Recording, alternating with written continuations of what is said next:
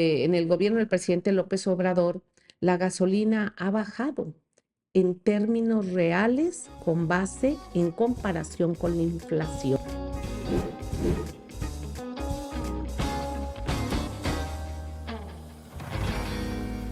Hola a todas y a todos. Hoy estamos otra vez en este Café con Rocío, con la ingeniera Rocío Nale, que nos instruye todas las semanas acerca de la importancia de trabajar por un país soberano y que tenga energía para todos. Hoy un tema muy importante para la nación. Ingeniera Rocío, buenas tardes. ¿Qué tal? Buenas tardes, un gusto saludarlos nuevamente y agradecer esto porque los podcasts están sirviendo muchísimo para informar a la gente qué pensamos, en qué estamos trabajando, qué hemos hecho, que es una de las cosas importantísimas en este gobierno de la Cuarta Transformación.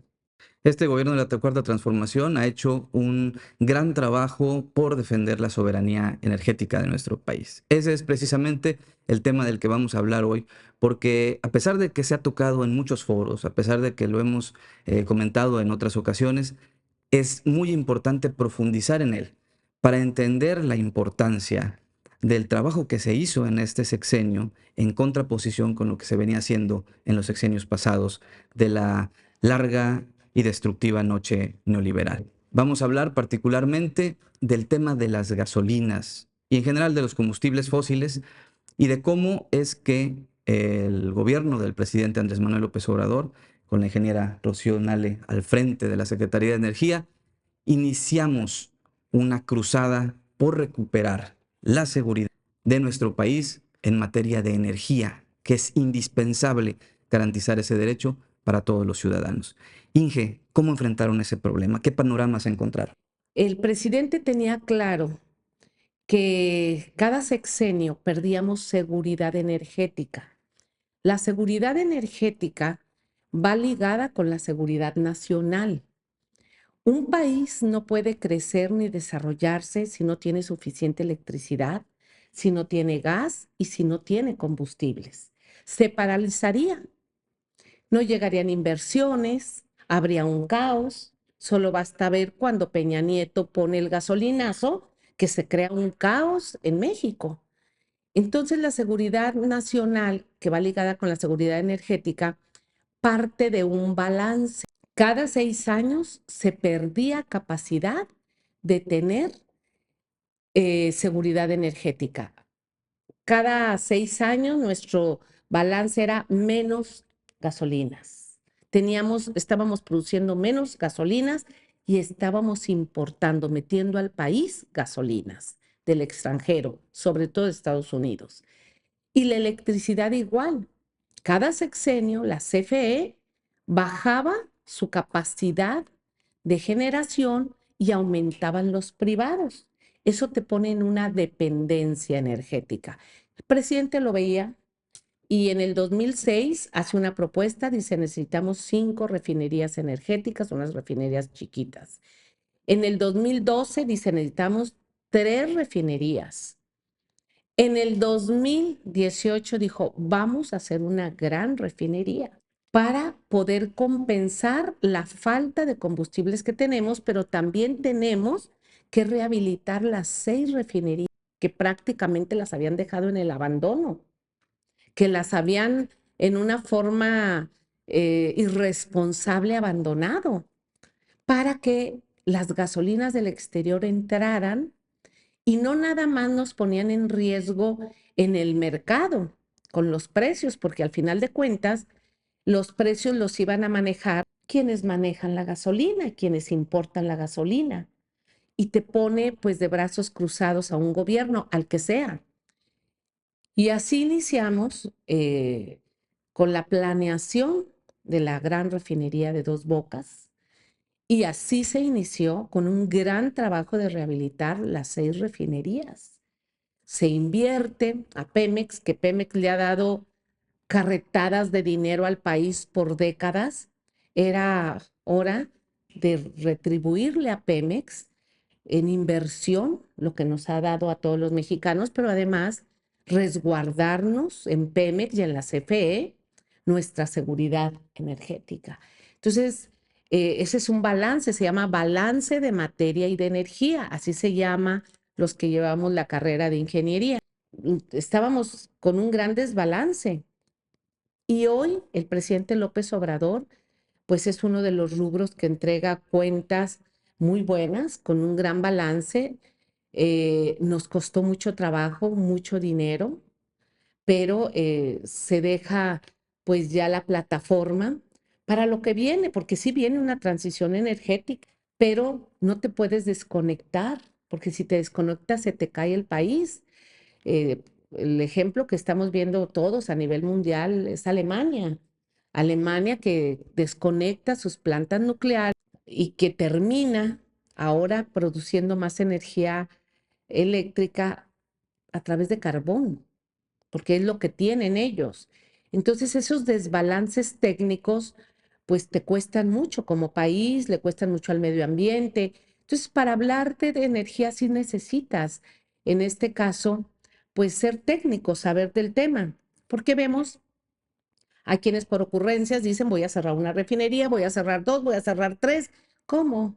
¿Cómo vas a hacer eso y dejar a un país dependiendo sin movilidad o dependiendo de intereses extranjeros?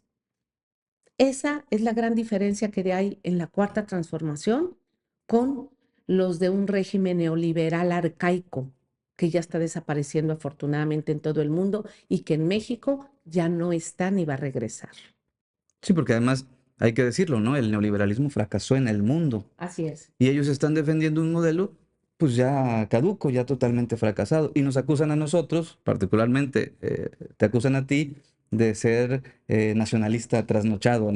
¿Cuándo fue? Apenas acaba la candidata de la derecha de decir que va a cerrar dos refinerías, la de Madero y la de Cadereyta, que porque han perdido muchos millones de pesos y además porque están contaminando mucho. Un dato es que, por ejemplo, de los países que más contaminan en el mundo, Estados Unidos contamina 10 veces más que México y China contamina o genera gases de efecto invernadero 20 veces más. O sea, México es uno de los países que se ha ido adaptando poco a poco a estos cambios que están buscando esa transición energética en la que por supuesto estamos participando, pero que necesitamos garantizar antes que nada la seguridad del pueblo de México. ¿Qué pasó con esas refinerías que va a cerrar la candidata a la derecha? ¿A poco es cierto que están perdiendo dinero, que no, que el petróleo mexicano no sirve para hacer gas? Bueno, es claro que ella es una ignorante en el tema. Yo he estado enfrente con ella en el Senado y se lo he dicho, y está actuando con ocurrencias y eso demuestra aún más su falta de preparación en muchos sentidos y en este, pues en este más. Y anda por toda la República dando tumbos, hablando cosas sin sentido, pensando que con eso ella va a traer pues electores.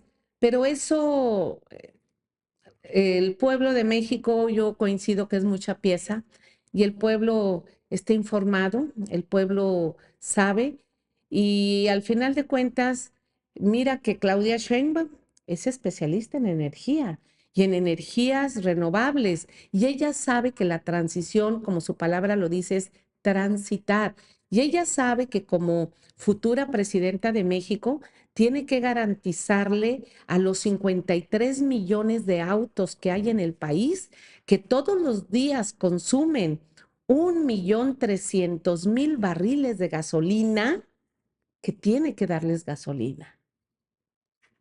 O sea, esa es una obligación del gobierno. Y pues quien no tiene conocimiento del tema, pues habla locuras y así se le toma.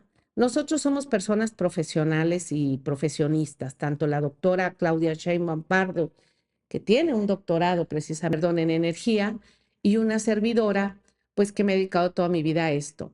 Entonces, nosotros sabemos lo que estamos haciendo y en ese sentido, el presidente fue cuando dijo, eh, es momento, tenemos que hacer ahora este gran proyecto que es la refinería de Dos Bocas, porque nos falta gasolina, nos falta. Y si hoy en día, por cualquier conflicto que se diera, nos cerraran las fronteras, se paraliza el país. Y así fue como nació este gran proyecto, que a lo mejor no hemos podido explicar cómo nació, los retos que los ingenieros mexicanos afrontamos, asumimos y ejecutamos. Toda una gran experiencia a nivel mundial y todo orgullosamente mexicanos.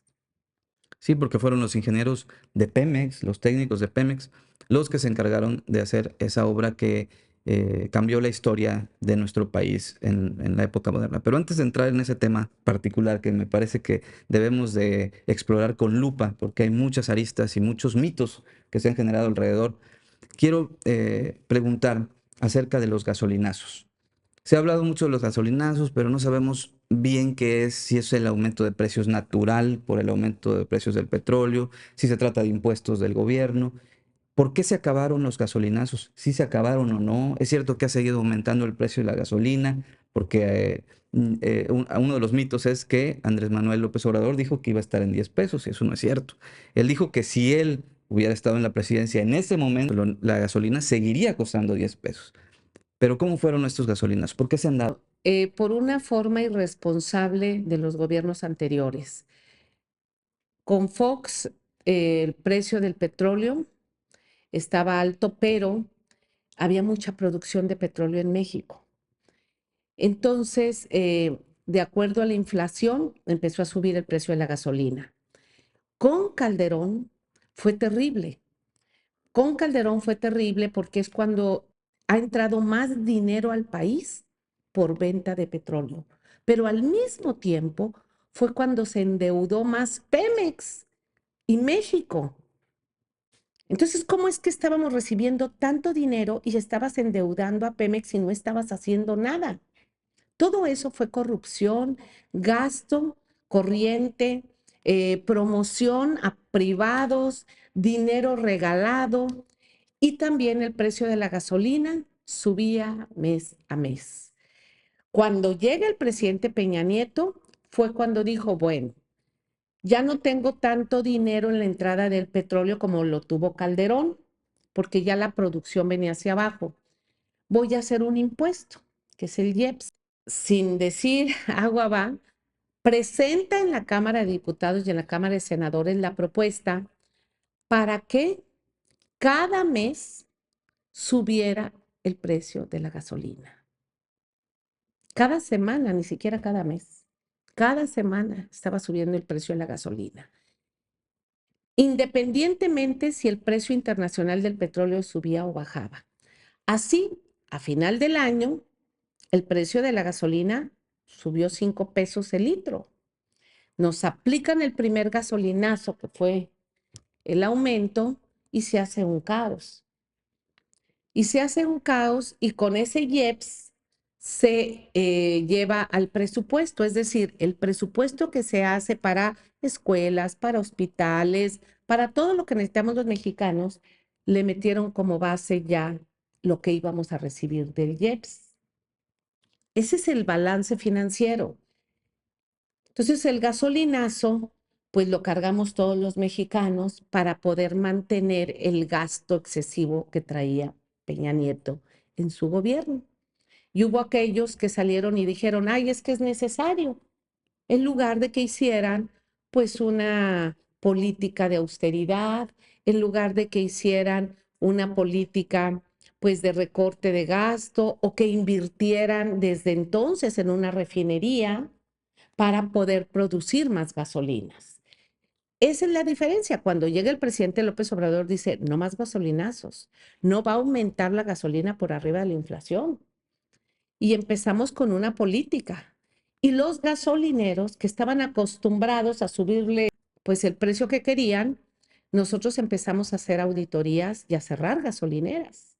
A cerrar gasolineras donde vendían huachicol, donde vendían producto que no tenía la trazabilidad, que no sabíamos de dónde venía o que tenían precios excesivos y hace el presidente el quién es quién en los precios cada semana, mueve a Profeco, a ver, Profeco, tienes que visitar las gasolineras, tienes que cerrar aquellas gasolineras que estaban acostumbrados a ganar 4 o 5 pesos hasta por litro. empezar a analizar qué tipo de gasolina estaban vendiendo, porque había algo que se le llama gasolina primaria, que le ponían un aditivo y lo vendían y eso te daña los motores, no tiene la misma eficiencia. Entonces empezamos con toda una política. Y en el gobierno del presidente López Obrador, la gasolina ha bajado en términos reales con base en comparación con la inflación. Y aquí está la gráfica. Con Felipe Calderón sube el 22%, 22.9% el precio de la gasolina. Con Peña Nieto el 42%, 42.8%, casi el 43% en términos reales el precio de la gasolina. Y con el presidente Andrés Manuel, con la ingeniera Rocío Nale, la gasolina baja 9.4% en términos reales. Si siguiéramos con la tendencia de Enrique Peña Nieto, creo que costaría alrededor de 40 pesos Sí, el litro de gasolina. sí. Si nosotros hubiéramos seguido estos 5 años y medio con la política que hizo Peña Nieto y los diputados y senadores del PRI y del PAN, hoy la gasolina estaría rondando los 40 pesos por litro. Entonces, la política que utilizó el presidente fue parar, controlar y ponernos a producir. Esa es la diferencia. Y pues los que no saben y andan dando tumbos, pues ahí que sigan. Nosotros actuamos en una forma muy responsable por el bien de México. Así es, ingeniera, sobre todo porque hay quienes siguen nada más el guión que le marcan los publicistas y hay quienes están preparados para enfrentar los cargos públicos por los que están compitiendo, como la doctora Claudia Sheinbaum y como también muchos miembros del gabinete de López Obrador, como usted que tiene toda la madera. Inge, ¿cuál fue el reto?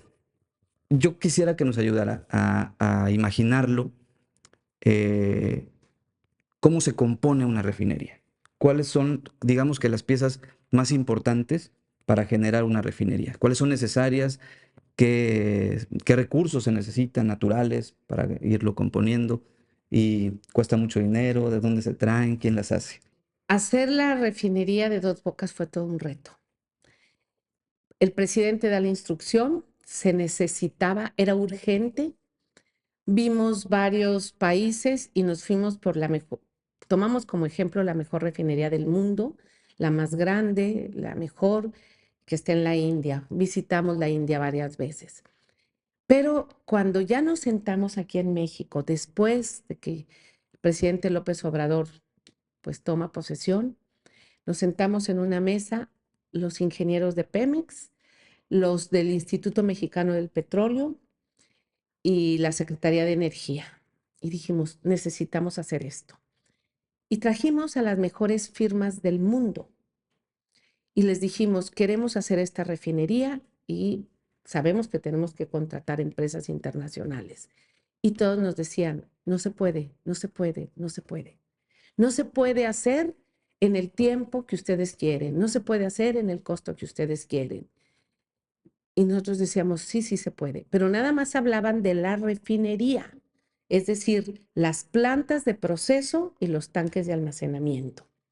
Y nosotros decíamos, no, es toda la refinería, toda es laboratorios, talleres, áreas administrativas, terminales de despacho, gasoductos, acueductos, y nos decían, no, no se puede, eso te lleva 10 años. Las firmas, y son firmas internacionales, las mejores del mundo, y ellos decían, nosotros no nos podemos comprometer a algo que no se puede. Y lo primero que decían es, se necesita capacitar a quien va a construir y eso nos lleva mucho tiempo. Yo les decía, es que estamos en el lugar donde tenemos al mejor personal del mundo para construir. Tenemos muy cerca Coatzacoalcos y Minatitlán, donde ahí toda la gente se dedica a la petroquímica y a la refinación. Tenemos constructores en el país, sí se puede. Y tenemos a los tecnólogos que son el IMP y tenemos a los directores de proyectos que puede ser el Pemex. Y nos decían, no se puede. Nos mostraron sus propuestas y efectivamente las propuestas muy elevadas, sin considerar todas las obras complementarias, gasoducto, acueducto. Nada más era la refinería, las plantas y los 100 tanques de almacenamiento. Entonces, cuando yo le presento al presidente, le dije, aquí está, y nos dicen que no se puede. Y dijo, sí se puede y lo van a hacer ustedes. Y siempre yo digo que el presidente tuvo más confianza en nosotros que nosotros mismos. Y dijo, toda la secretaría, todo Pemex, todo el IMP se van a concentrar en este gran proyecto.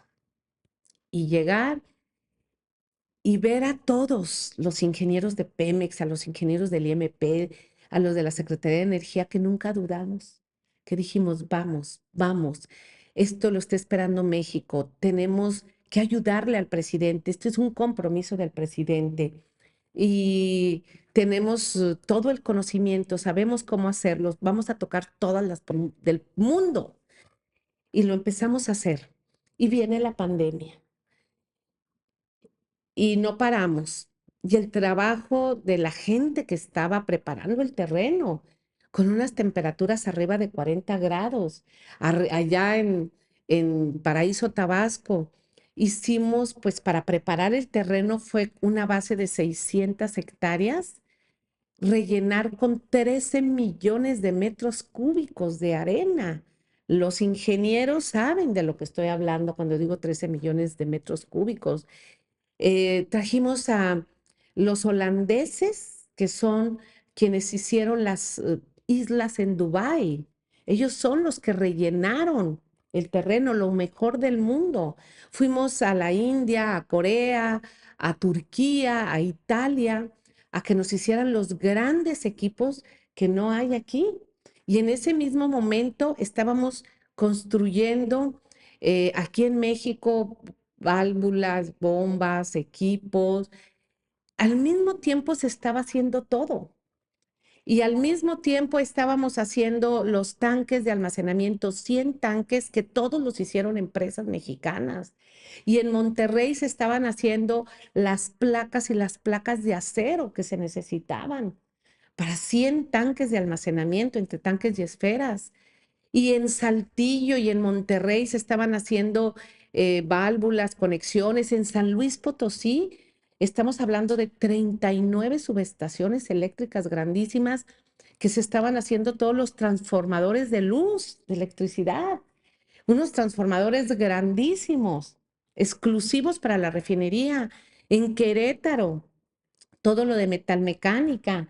En Guadalajara, Jalisco, hay una empresa que nos estaba haciendo, se llaman intercambiadores de calor, que son equipos grandísimos donde el producto caliente entra y con unas tuberías entra agua fría y se enfría el producto. Eran cientos de intercambiadores de calor.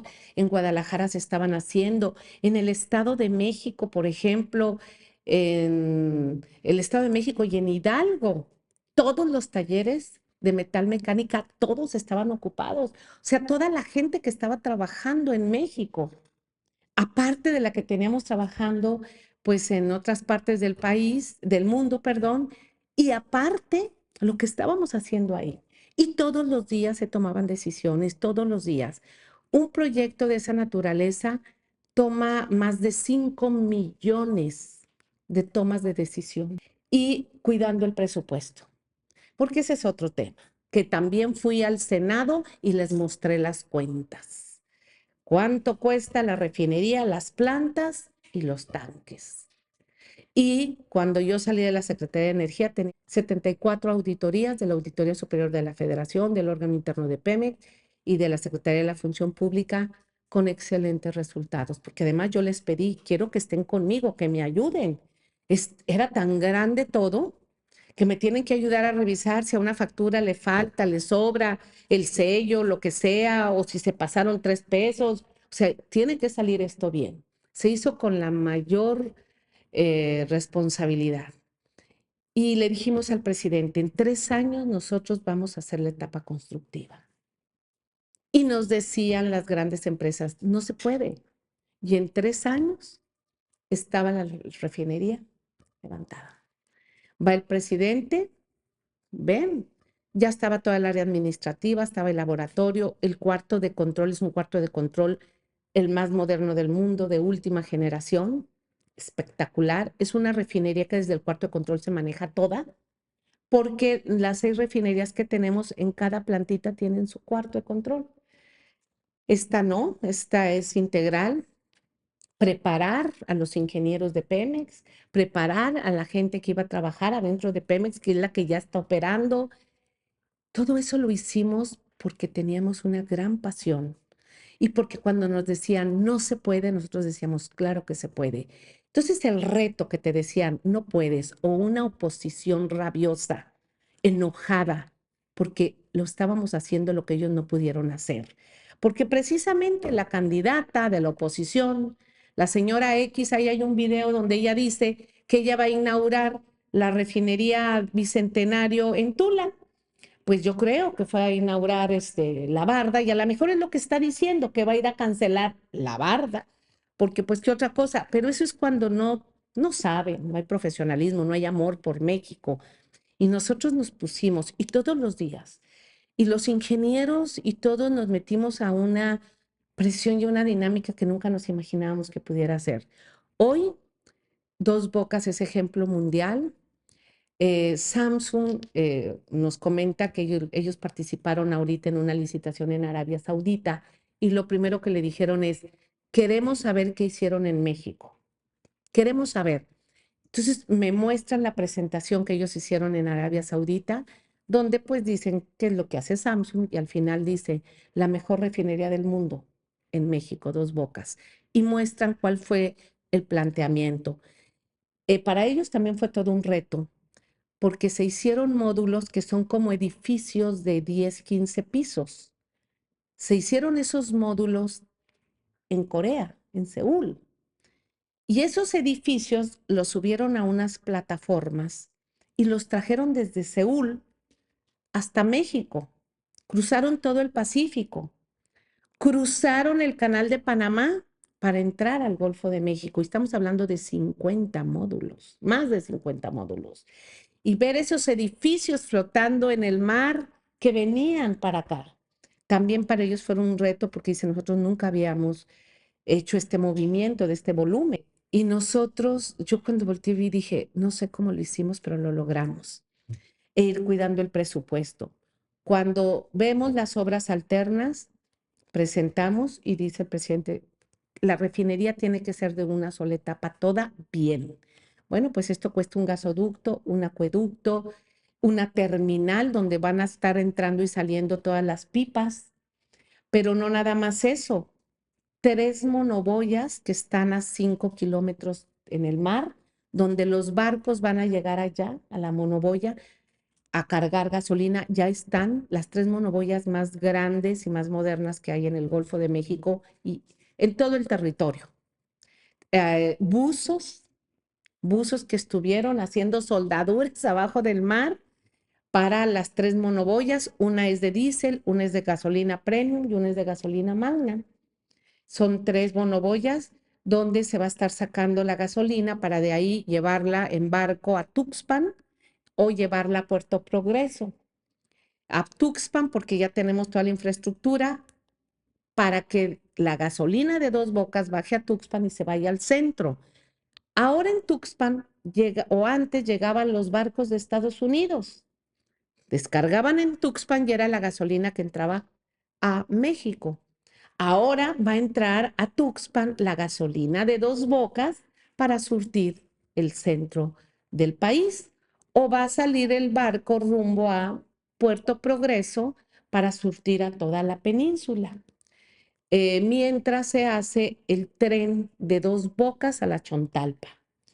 Esa fue la única obra externa que no se hizo porque se prefirió que se terminara todo lo del Tren Maya para no meternos a la Chontalpa.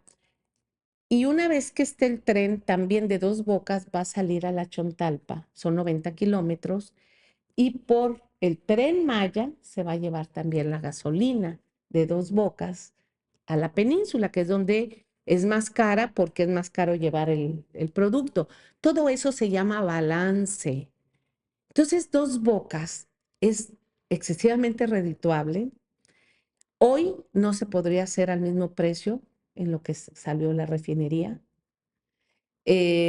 Platicando con Claudia Sheinbaum, yo le decía, híjole, de veras que fue tanto el espíritu, tantas las ganas, tanto el empuje del presidente y de todos que pudimos hacerlo.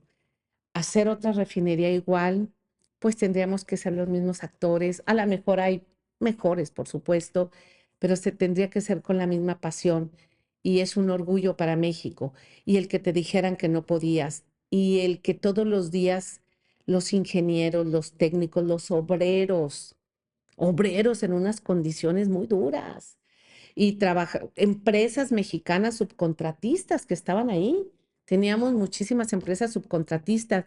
Imagínense en 600 hectáreas trabajando 38,000 personas.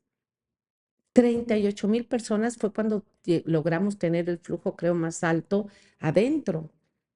Que todo mundo trabajando y todos mexicanos. Se dio empleo.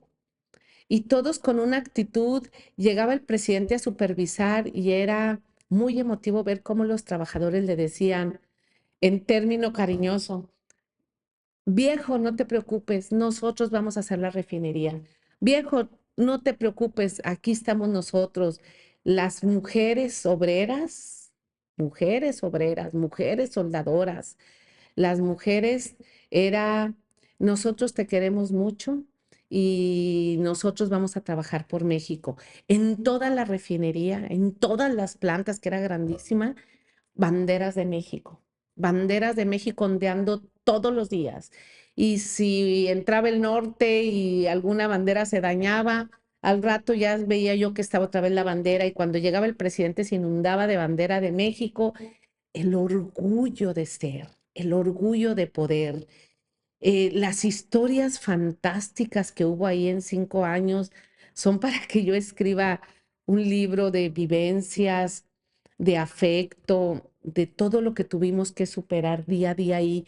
Entonces, por eso cuando sale una derecha o una persona, una derecha ideológica o una persona a denostar el gran trabajo de los mexicanos, pues a mí lo único que me causa es lástima esa persona, porque es lástima porque no tuvo ni el conocimiento, no sabe, o en su teatro llegar a decir, vengo a llenar con un bidón la refinería, pero además ella fue y se para afuera de la refinería, que ya es una realidad, que ya está construida. Y el arranque de la refinería, que son varias etapas, se tiene que hacer con la extrema precaución de la seguridad industrial.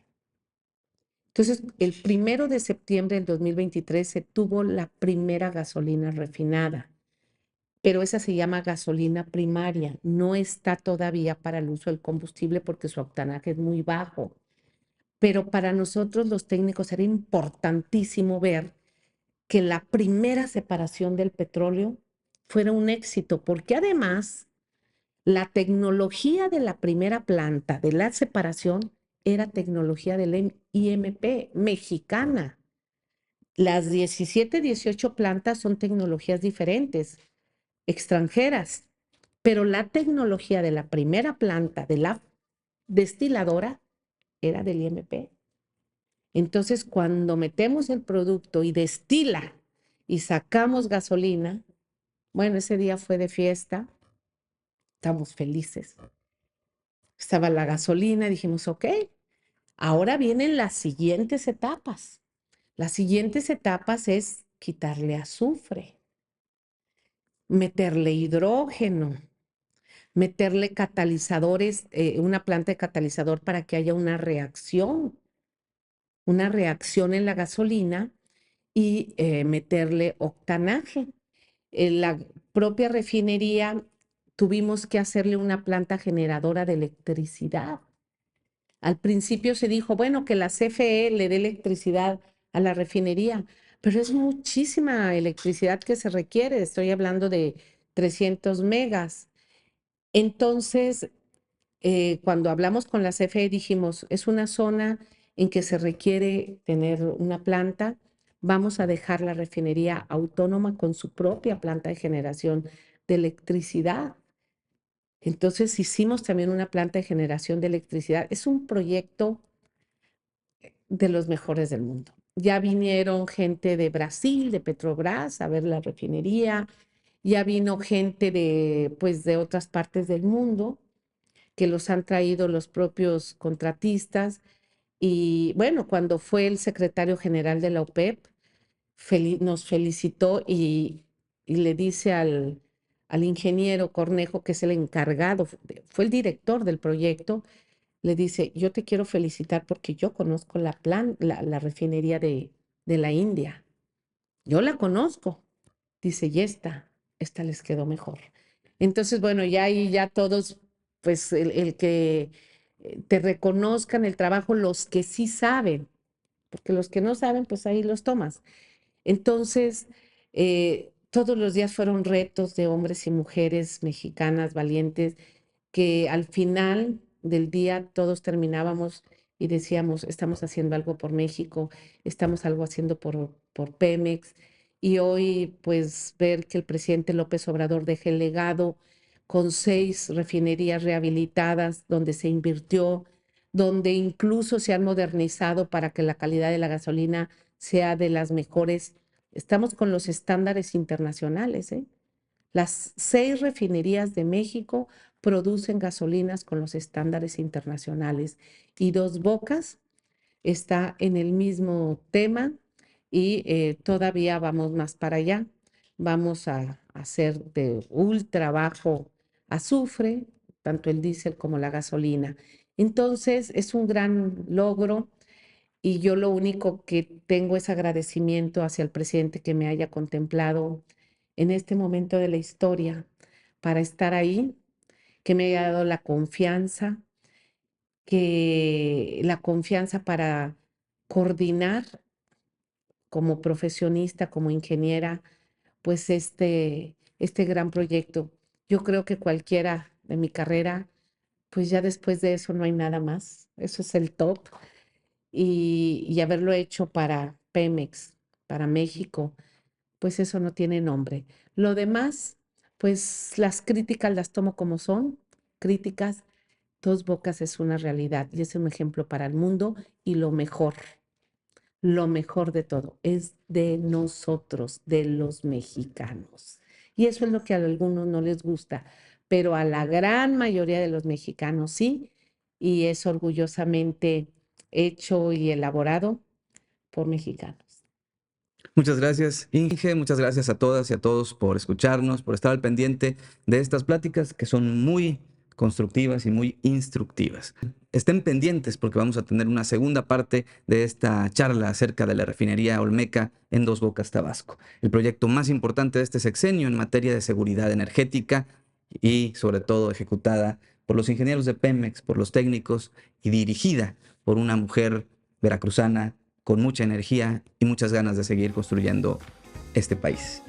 Así es. Salud, Inge.